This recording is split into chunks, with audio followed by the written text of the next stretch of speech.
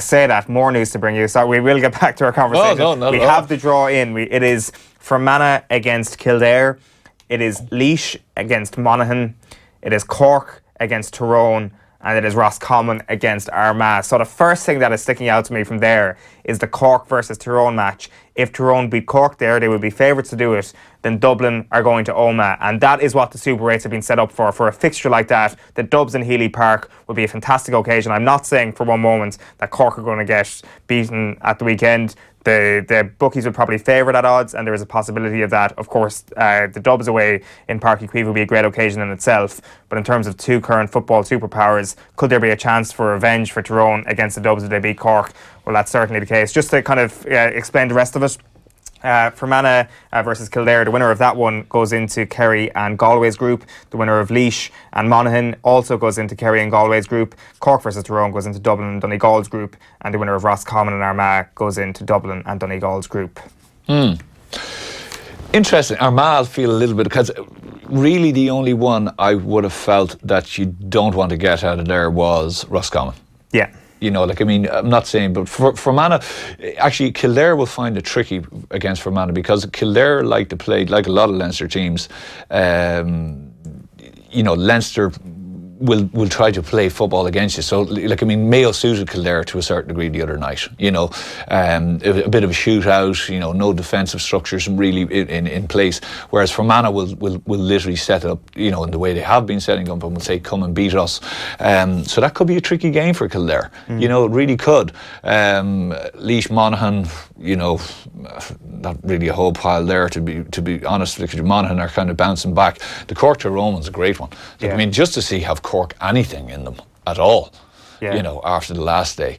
But going on what we've seen, you're probably looking, as you say, Tyrone to come in, and then Dublin heading up to Omagh, which is going to bring back all of those different memories of the Battle of Omagh and everything else. So that will be, and Mickey Hart will just be licking his lips about that one. It's true, like, he won't be licking his lips just yet, because there is the Cork hurdle to get over. And in fairness, this has actually been one of the positive changes, and there's been many positive changes when it comes to the new structure, and the Super 8s is going to illuminate that.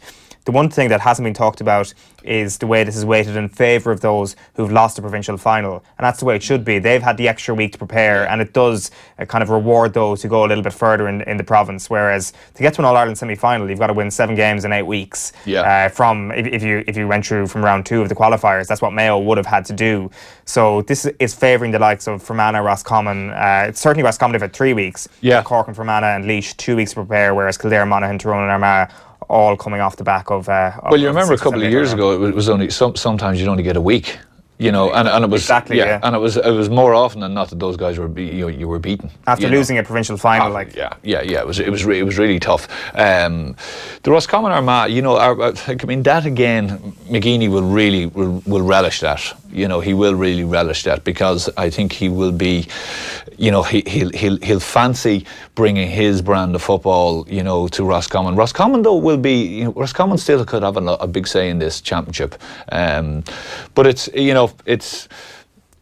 The Horan thing is interesting, you know, saying about the July and August stuff. That is really interesting stuff, because I think they're learning lessons there. And if Horan seems to be the type of man who comes out with big bold statements, to say the least. And I think it's going to be, okay, well, are we going to back that up? And you have to take him on his word.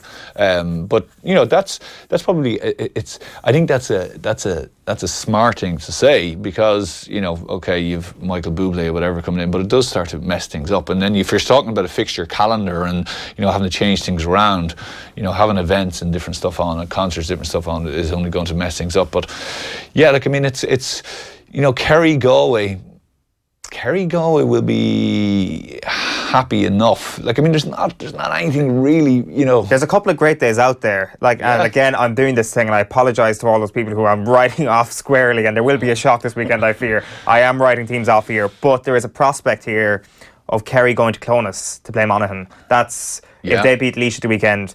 Galway in Enniskillen or Conlitz would be a great occasion. Of course, Kerry and Port Laois would be the other one. Dublin, of course, as we say, are going to Cork or Tyrone, and then Donegal potentially in the Hyde, which would be a great occasion in itself as well. This is what the Super 8s is going to bring. We can preview all this in 7 days' time. And again, I apologise to our man Laois, who I've particularly written off there.